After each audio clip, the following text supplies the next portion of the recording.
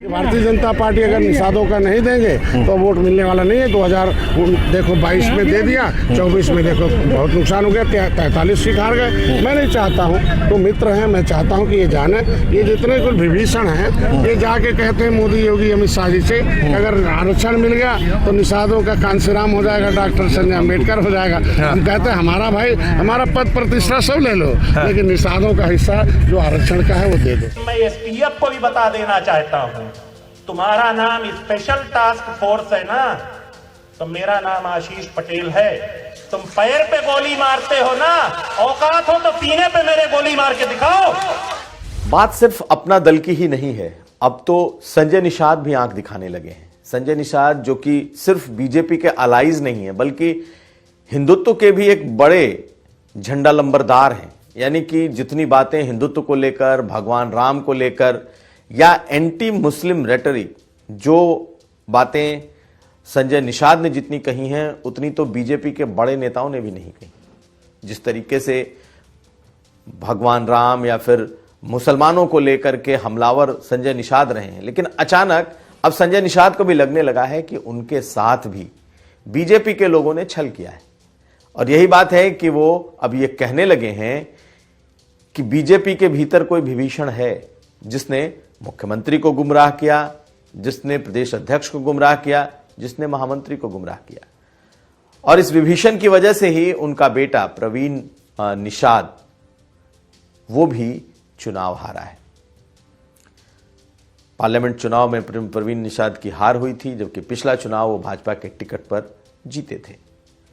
बहुत समय तक संजय निषाद ने भी अपने दर्द को अंदर दबा कर रखा, लेकिन उन्हें लगने लगा कि अब बोलने का शायद वक्त आ गया है, क्योंकि एक मोर्चा पहले से ही अपना दल ने खोल दिया है और अपना दल का दर्द भी मिर्जापुर में ही ज्यादा है।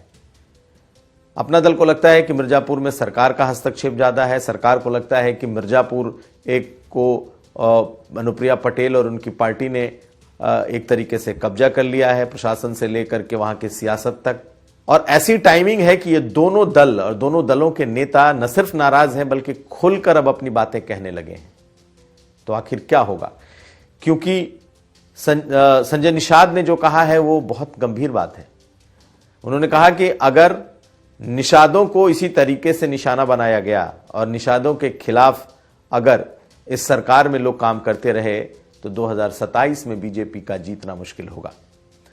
विभीषण की बात उन्होंने की, आप सुन लीजिए। आज उन्होंने यूपी तक से जो बात की है उसमें किस तरीके से बीजेपी के भीतर के इस विभीषण को आज सामने लाया है। नाम तो नहीं बताया लेकिन बहुत कुछ कह गए हैं। सुनिए संजय निषाद। भारतीय जनता पार्टी अगर निषादों का नहीं देंगे तो वोट मिलने वाला नहीं है। 2000 देखो 22 में दे दिया, 24 में देखो बहुत नुकसान हो गया, 43 सीट हार गए। मैं नहीं चाहता हूँ, तो मित्र हैं, मैं चाहता हूँ कि ये जाने, ये जितने कुछ विभीषण हैं ये जाके कहते हैं मोदी योगी अमित शाह जी से अगर आरक्षण मिल गया तो निषादों का कांसीराम हो जाएगा, डॉक्टर संजय अम्बेडकर हो जाएगा। हम कहते हैं हमारा भाई हमारा पद प्रतिष्ठा सब ले लो, लेकिन निषादों का हिस्सा जो आरक्षण का है वो दे दो। अच्छा, एक चीज बताएं, क्या 2027 में कोई संदेश देना चाह रहे हैं? मैं चाहता हूँ 43 सीट हारे हैं।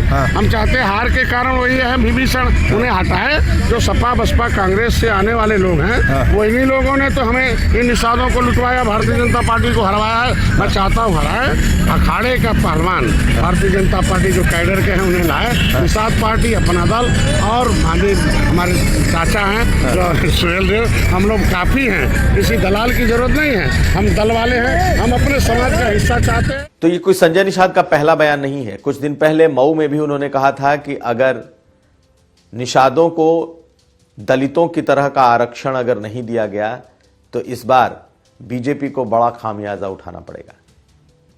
दर्द तो बहुत है, दर्द दोनों तरफ है। दर्द ये भी है कि अपना दल की नेता अनुप्रिया पटेल की जो जीत थी वो बहुत मुश्किल से जीती हुई सीट बनी। वहीं संजय निषाद के बेटे को चुनाव में हार का मुंह देखना पड़ा।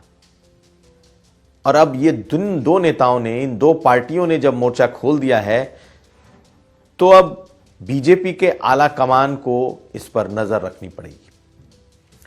ये अगर इक्का दुक्का इंसिडेंट हो तो शायद जिसे कहते हैं कि ये मैनेज भी हो जाए, लेकिन अगर इसी तरह का हमला इन दोनों नेताओं ने लगातार जारी रखा तो आप समझिए कि फिर दिल्ली से बीजेपी को इसमें हस्तक्षेप करना पड़ सकता है। फिलहाल ये दोनों मामले उत्तर प्रदेश तक सीमित हैं। हालांकि अनुप्रिया पटेल का मामला ऊपर तक बढ़ गया है, लेकिन संजय निषाद भी अब इस मामले को एस्केलेट करना चाहते हैं। वो भी चाहते हैं कि उनकी सुनवाई भी दिल्ली तक हो। दरअसल सिर्फ पार्लियामेंट के चुनाव का नहीं, विधानसभा के उपचुनाव में भी संजय निषाद ने 2 सीटों पर दावे किए थे। पार्टी ने वो सीटें नहीं दी थी और तब से उनकी नाराजगी बढ़ती जा रही है। अखिलेश यादव दोनों मामलों में फिलहाल चुप हैं। कोई ट्वीट नहीं, कोई बयान नहीं। वो देख रहे हैं कि बीजेपी के भीतर क्या ये ओबीसी वाली पार्टियां मुखर होकर बीजेपी का विरोध करना शुरू कर रही हैं। अगर ये लगातार विरोध करती गई और इसी तरीके के बयानात आते रहे तो बीजेपी को फिर उत्तर प्रदेश में कोई ना कोई करेक्टिव मेजर्स लेने होंगे। अपने इन सहयोगियों को कुछ ना कुछ देना होगा या फिर बैठ करके समझाना होगा। दोनों के टारगेट पर कहीं ना कहीं मुख्यमंत्री योगी आदित्यनाथ हैं, यह इनके बयानों से साफ दिखाई देता है। लेकिन क्या यह मामला सुलझ जाएगा? अभी चुनाव में वक्त है, तकरीबन 2.5-3 साल का वक्त उत्तर प्रदेश में है और पार्लियामेंट में तो अभी काफी वक्त है। ऐसे में बीजेपी को लगता है कि ये इक्के दुक्के स्ट्रे केसेस में हो सकते हैं, लेकिन अगर इसी तरीके से विरोध बीजेपी के भीतर सहयोगी दलों का बढ़ा, दबाव बढ़ा, इस तरीके के बयान आए तो फिर बीजेपी के लिए भी मुश्किल होगी। देखना है यह मामला कहां तक जाता है। संजय निषाद को शायद मना भी लिया जाए, लेकिन अनुप्रिया पटेल और उनके पति आशीष पटेल आसानी से मान जाएंगे ऐसा नहीं लगता।